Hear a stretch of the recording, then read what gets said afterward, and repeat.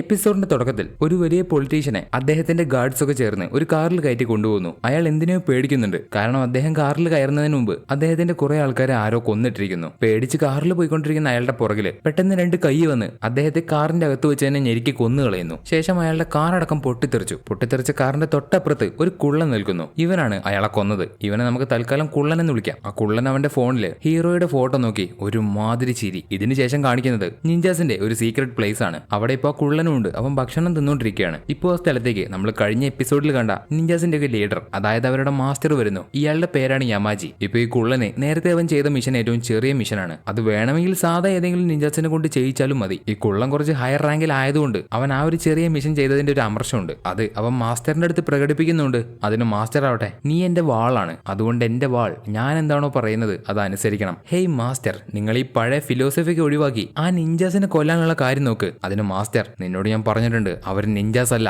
അവര് നമ്മുടെ ശത്രുക്കളാണ്. അവര് കാരണം നമ്മുടെ ടെക്നിക്സ് പുറത്താരും കാണാൻ പാടില്ല. അതുകൊണ്ട് എത്രയും പെട്ടെന്ന് അവരെ കൊല്ലാനുള്ള വഴി നോക്ക്. ശേഷം ആ കുള്ളൻ ഹിഗാനെ പറ്റി പറയുന്നു. ഹിഗാൻ ജപ്പാനിലെ ഒരു എലൈറ്റ് നിഞ്ചയാണ് അവൻ. ഞാൻ കേട്ടിടത്തോളം ഒരുപാട് ടെക്നിക്സ് അവൻ പഠിച്ചെടുത്തിട്ടുണ്ടല്ലേ. അവൻ എന്തൊക്കെ പഠിച്ചിട്ടുണ്ടെന്ന് പറഞ്ഞാലും ഇനി അവൻ എന്റേതാണ് എന്ന് പറഞ്ഞ് കുള്ളൻ വീണ്ടും ചിരിക്കുന്നു. അപ്പൊ മാസ്റ്റർ, അവനെ നമ്മൾ ഒരു പ്രാവശ്യം കൊന്നതാണ്. അത് അവനെ നോക്കിയ ഡോക്ടർ വരെ പറഞ്ഞു. എന്നാലും അവൻ ഇപ്പോഴും ജീവനോടെ ഉണ്ട്. അതിന് കാരണം അവന്റെ ആ സീക്രട്ട് ആർട്ടാണ്. അതുകൊണ്ട് ഇനി അവനെ ജീവനോടെ വിടാൻ പാടില്ല. അത് കേട്ടാ കുള്ളൻ അവിടെ നിന്ന് തിരിഞ്ഞു പോകുന്നതിന് മുമ്പ്, ഓ മാസ്റ്റർ, ഞാനൊരു കാര്യം മറന്നുപോയി. അവൻ എവിടെ? ആ റീപ്പർ. ഇവിടെ സീൻ ബ്ലാക്ക് ഔട്ട് ചെയ്താൽ പിന്നെ കാണിക്കുന്നത് ആ കുള്ളൻ ചോദിച്ച ആ റീപ്പറിനെയാണ്. ഒരു നിഞ്ചയുടെ മാസ്ക് ഇട്ട് മുടി നീട്ടി വളർത്തിയ ഒരുത്തൻ. അവന്റെ മുമ്പിൽ വേറൊരാളും കൂടിയുണ്ട്. ഈ റീപ്പർ ഇവിടേക്ക് വന്നത് ഇവനെ കൊല്ലാൻ വേണ്ടിയാണ്. കാരണം അറിയാലോ, ഓർഗനൈസേഷൻ വിട്ട് രക്ഷപ്പെട്ടു വന്ന ഒരു നിഞ്ചയാണ് അവൻ. ഇപ്പൊ അവൻ ആ റീപ്പറിനോട് പറയും, നീ ഇപ്പൊ എത്ര ആൾക്കാരെ കൊന്നു. അതിന് കാരണം അവര് നിന്നേക്കാളും പവർഫുൾ ആവുമെന്ന് നീ വിചാരിക്കുന്നുണ്ട്. അത് മനസ്സിലായോ?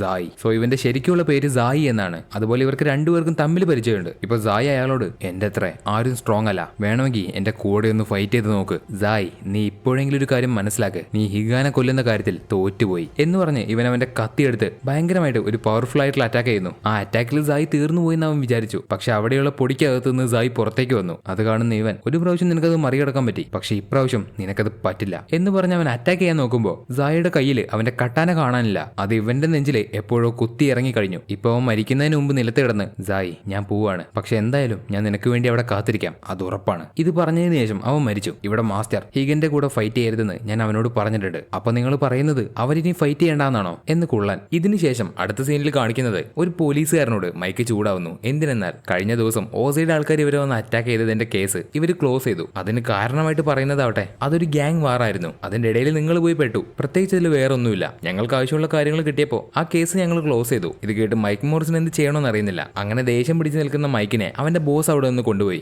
മൈക്ക്, നീ എന്തിനാണ് ഇങ്ങനെ ആവശ്യമില്ലാത്ത കാര്യത്തിൽ തലയിടുന്നത്? അത് ജസ്റ്റ് ഒരു ഗ്യാങ് വാറല്ലേ. നീ എന്തിനാണ് പിന്നെയും അതിന്റെ പുറകെ ഇങ്ങനെ ചെകഞ്ഞു പോകുന്നത്? നിനക്കറിയാലോ, നിന്റെ റിട്ടയർമെന്റിന് ഇനി അധിക ദിവസമില്ല. അതുകൊണ്ട് ഫ്രഷ് ആയിട്ട് 2 ഡ്രിങ്ക് ഒക്കെ അടിച്ച് നീ ആ കാര്യങ്ങളൊക്കെ അങ്ങ് മറക്ക്. അത് കേട്ട് മൈക്ക് ആവട്ടെ, ഇതിന്റെയൊക്കെ പുറകില് ഔസയല്ലേ. അത് കേട്ട മൈക്കിന്റെ ബോസ് അവിടെ ഒരു ലെറ്റർ വെച്ച് പോകുന്നു. ഇവിടെ സീൻ കട്ട് ചെയ്താൽ പിന്നെ കാണിക്കുന്നത് നമ്മുടെ ഹിഗനെയാണ്. ഹിഗൻ ഇങ്ങനെ ഓരോ ജോലി ചെയ്യുന്ന സമയത്തും അവന്റെ ഭാര്യയുടെ മകന്റെ ഓർമ്മ അവനെ ഇങ്ങനെ അലട്ടിക്കൊണ്ടിരിക്കുന്നു. പെട്ടെന്നൊന്നും ആർക്കും ഇതുപോലെയുള്ള കാര്യങ്ങൾ മറക്കാൻ കഴിയില്ല. അതിൽ നിന്ന് റിക്കവറായി വരാൻ ഒരുപാട് ടൈം എടുക്കും. സോ ഇവിടെ ഹിഗനും അവന്റെ ഓർമ്മകൾ ഇങ്ങനെ അലട്ടിക്കൊണ്ടിരിക്കുകയാണ്. ഈ ഒരു സമയത്ത് അവിടേക്ക് മൈക്ക് മോറിസ് ഒരു പഴയ കാറിൽ ഹിഗൻ ആവശ്യമുള്ള സാധനങ്ങൾ കൊണ്ടുവരുന്നു. ഇപ്പൊ രണ്ടുപേരും ഫ്രണ്ട്സ് ആയോന്ന് ചോദിച്ചാൽ ഫ്രണ്ട്സ് അല്ല. പക്ഷേ ഹിഗന്റെ ഭാഗത്ത് ശരിയുണ്ടെന്ന് മൈക്കിന് മനസ്സിലായി. ഇപ്പൊ ഹിഗന്റെ അടുത്തെത്തിയ മൈക്ക് അവരുടെ ആ കേസ് ക്ലോസ് ആയ കാര്യം പറയുന്നുണ്ട്. ശേഷം മൈക്ക് അവന്റെ കയ്യിലുള്ള കുറച്ച് തെളിവുകൾ ഹിഗന് കാണിച്ചു കൊടുത്തു. കഴിഞ്ഞ ദിവസം നിഞ്ചാസ് അവരെ അറ്റാക്ക് ചെയ്ത വെപ്പണില് ഓസയുടെ പേരുണ്ട്. ഈ നിഞ്ചാസിനും ഓസയ്ക്കും ഇടയിൽ എന്തോ നടക്കുന്നുണ്ട് എന്ന് മൈക്ക് ഹിഗനോട് പറയുന്നു. അവരെന്റെ കുടുംബത്തിനെ കൊന്നു. ഇനി ഞാൻ അവരെ ഒന്നിനെ വിടാതെ വേട്ടയാടാൻ പോവാണ്. ഓ, അപ്പൊ നീ അവരെ കൊല്ലാൻ പോവാണോ? ഞാൻ വർക്ക് ചെയ്യുന്ന FBI പോലും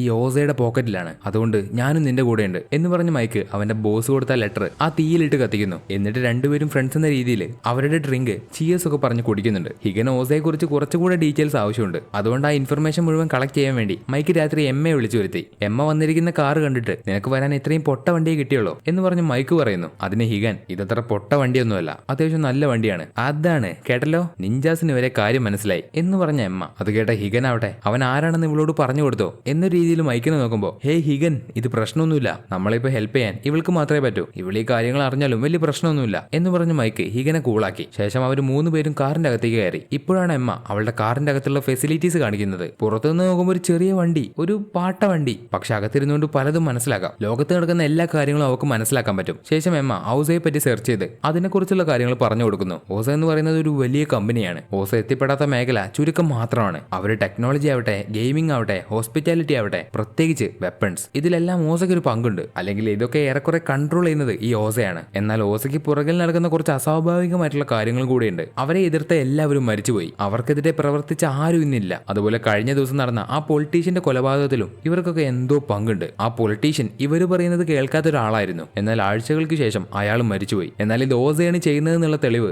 ആരുടെ കയ്യിലും ഇതുവരെയില്ല എന്നിങ്ങനെ എമ്മ പുറകിലിരിക്കുന്ന മൈക്കിനോടും ഹിഗനോടും പറയുമ്പോൾ ഇപ്പോഴാണ് മൈക്കിന് കാര്യത്തിന്റെ പോക്കുവരവ് മനസ്സിലാവുന്നത്. അടുത്ത സീനിൽ കാണിക്കുന്നത് ഓസയുടെ കമ്പനിയാണ്. അവർ പുതിയതായിട്ട് എന്തോ കണ്ടുപിടിച്ചിട്ടുണ്ട്. അത് കാണാൻ വേണ്ടി അവിടെയുള്ള സയന്റിസ്റ്റും അതുപോലെ ഓസയുടെ മെയിൻ ആയിട്ടുള്ള ഈ ഒരു പുള്ളിക്കാരനും അവിടെയുണ്ട്. പുള്ളിക്കാരൻ ഈ പുതിയ എക്സ്പെരിമെന്റ് നോക്കി ഓസയുടെ തലവരെ മാറ്റിമറിക്കാൻ പോകുന്ന ഒരു എക്സ്പെരിമെന്റ് ആണിത്. ഇത് വിജയിച്ചു കഴിഞ്ഞാൽ പിന്നെ ഓസ ഇല്ലാതെ ആർക്കും ജീവിക്കാൻ കഴിയില്ല. ലോകമെമ്പാടും ഓസ എന്താണെന്നറിയും എന്ന് പറഞ്ഞ അവൻ ഒരേ ഡയലോഗ്. അത് കേട്ട് കൈയടിക്കാനും കുറച്ചു പേരുണ്ട്.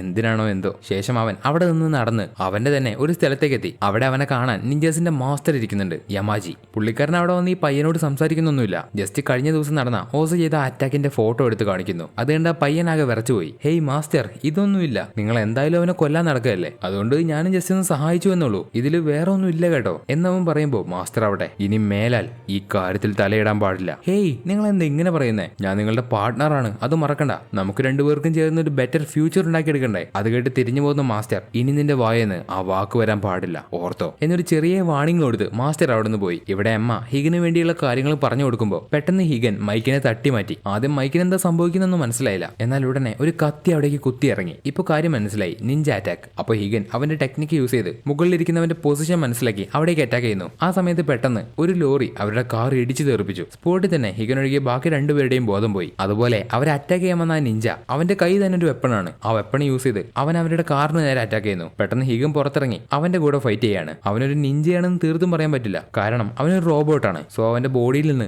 ഒരുപാട് ഒക്ടോപസിനെ പോലെയുള്ള വള്ളി വന്ന് ഹിഗനെ അറ്റാക്ക് ചെയ്യുന്നു. ഹിഗനാവട്ടെ അവന്റെ ടെക്നിക്ക് പുറത്തെടുത്ത് ഈ വന്നവന്റെ കൂടെ ഫൈറ്റ് ചെയ്യുന്നു. അവനാവട്ടെ എവിടുന്നൊക്കെ അറ്റാക്ക് ചെയ്യുന്നു. റോബോട്ട് ആയതുകൊണ്ട് അതിന്റെ വായ തുറന്ന് അത് ഹിഗനെ ഷൂട്ട് ചെയ്തു. നമ്മുടെ ഹിഗനും ചെറിയ പുള്ളിയൊന്നുമല്ല. അവൻ ആ ബുള്ളറ്റൊക്കെ നിസ്സാരമായിട്ട് മറികടന്ന് അവന്റെ കയ്യിലുള്ള കത്തി കൊണ്ട് ഈ റോബോട്ടിന്റെ വായിലേക്ക് കുത്തി ഇറക്കി. അങ്ങനെ റോബോട്ടിന്റെ കഥ കഴിഞ്ഞു. ഇപ്പൊ ഹിഗൻ റോബോട്ടിന്റെ ബോഡിയിലുള്ള ഒരു ക്യാമറ പറിച്ചെടുക്കുന്നു. അതിലൂടെ ഇവനെ കാണുന്നത് വേറെ ആരുമല്ല, ആ കുള്ളനാണ്. ഹിഗൻ ആ ക്യാമറയിൽ നോക്കി ഇനി കുറുകെങ്ങാനും വന്ന കഴുത്തറുത്ത് വിടുമെന്ന് വാൺ ചെയ്ത് ആ ക്യാമറ പൊട്ടിച്ചു കളഞ്ഞു. തുടർന്ന് സംഭവ സ്ഥലത്തേക്ക് ഒരുപാട് പോലീസ് എത്തി മൈക്കിനെയും എമ്മയെയും രക്ഷപ്പെടുത്തി. അത് കണ്ട് അവിടെ നിന്ന് പോവാൻ നിൽക്കുന്ന നമ്മുടെ ഹിഗന്റെ ഫോണിലേക്ക് ആരോ കോൾ ചെയ്യുന്നു. അവന്റെ കയ്യിൽ കുറേ അധികം ഫോണുണ്ട്. അതിൽ ഏതോ ഒരു ഫോണിലേക്കാണ് കോൾ വന്നത്.